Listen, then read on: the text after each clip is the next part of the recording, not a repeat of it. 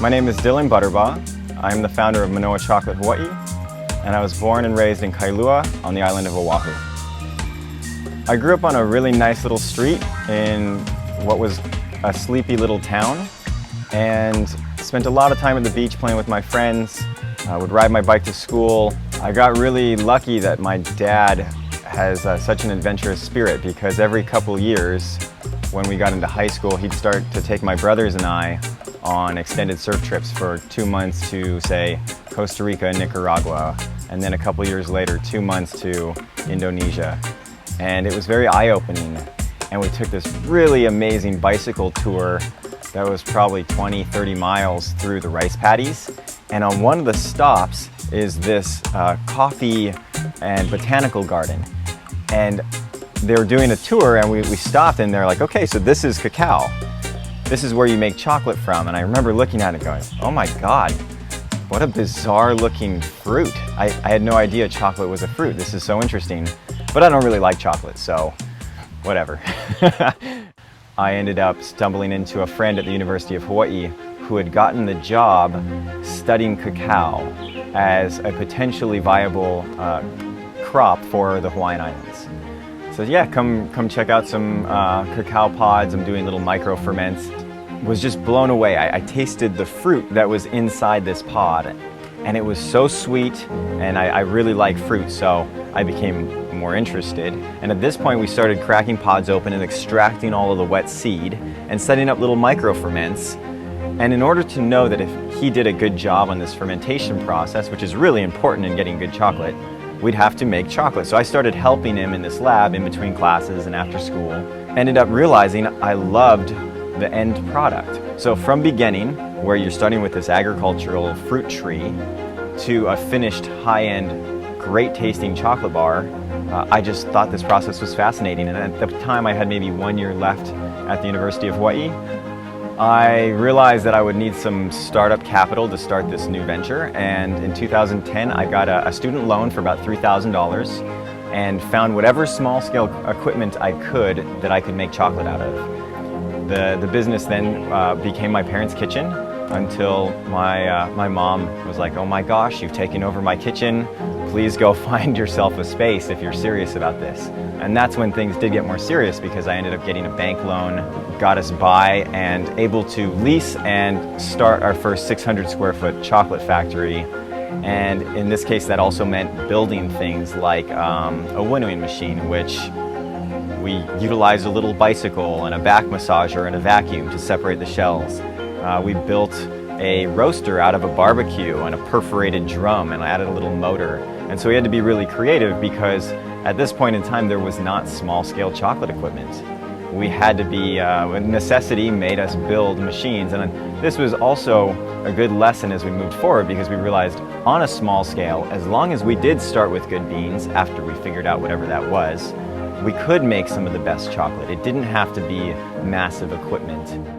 The first few years were definitely challenging. I had no business experience, no agriculture experience, no chocolate making experience really. And through persistence, we just pulled through.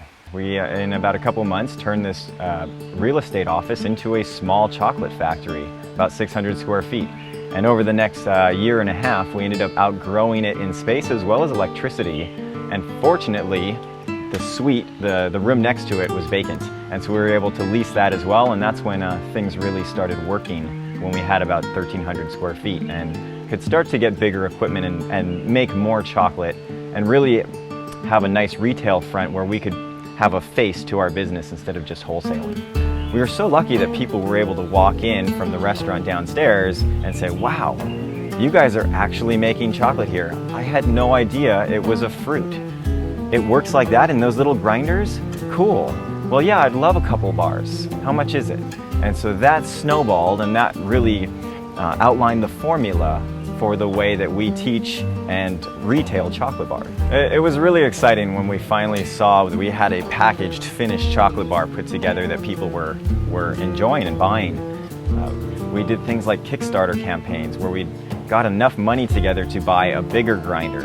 And then what used to be 8 pounds turned into like 50 pounds of chocolate spinning in the same amount of time. And this was so cool to see 50 pounds of chocolate spinning in our factory, and it was like, wow, we're actually making chocolate here.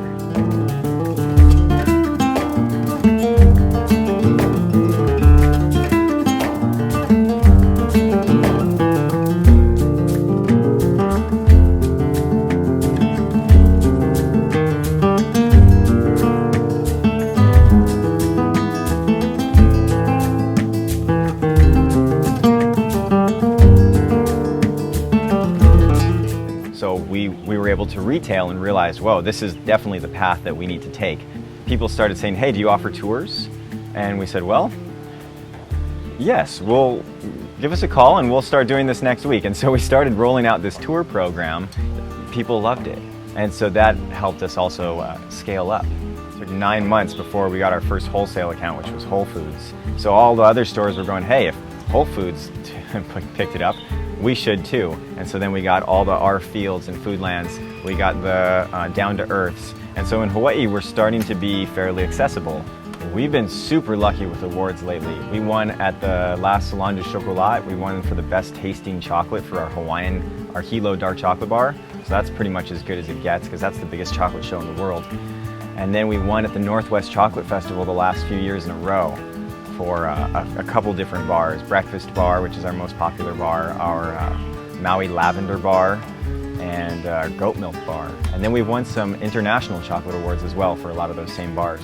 I'm going to Tokyo, Paris, Berlin, Sydney, Vancouver, Seattle, San Francisco, to the places to sell them. And so I go to a lot of these chocolate shows, and that's where we meet distributors and find new accounts.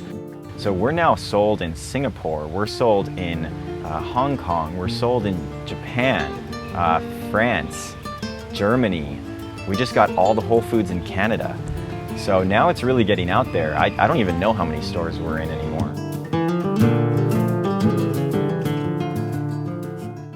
Some of our other products, we do amazing truffles. Our chocolatier is incredible, Gerard Paul, and he's got about 12 different flavors. Then we also have a chocolate tea, which is crazy popular.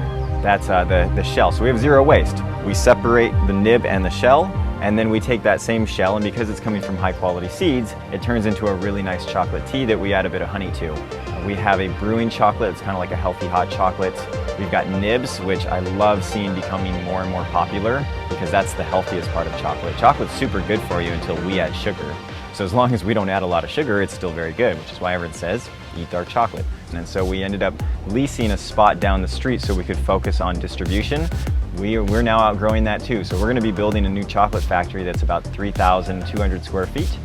And that's gonna be in the building next to us. So that's our next very exciting step in our growth. Over the last few years, we've been looking for a site to grow cacao on Oahu, and we finally found a really good one in Waialua on the north shore of Oahu. And so we just broke ground last month. We've cleared about 3 acres now, and we're gonna be growing up to 25 acres of cacao. The farming side's really where you get your quality. So we wanna control how we grow it so that we can grow the best cacao so that we can make the best chocolate. It's really that simple. The secret to making really good chocolate is to start with the best cacao, and that's on the farming side.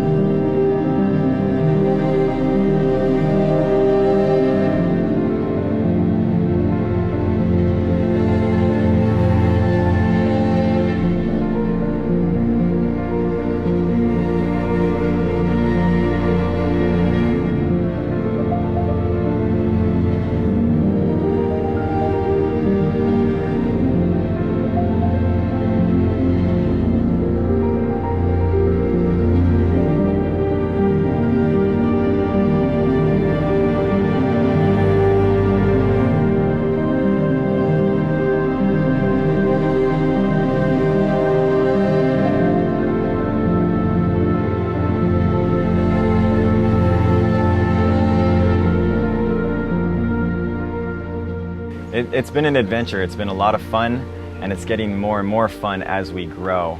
I love who I'm working with, and I think that's probably the most important part. You got to surround yourself with people who you really enjoy being around, because it's your job. That's where you spend most of your time. So I love everybody I work with. I really enjoy being able to share what we've learned so far to help grow our industry the best possible way, and to just be a resource for everyone else out there.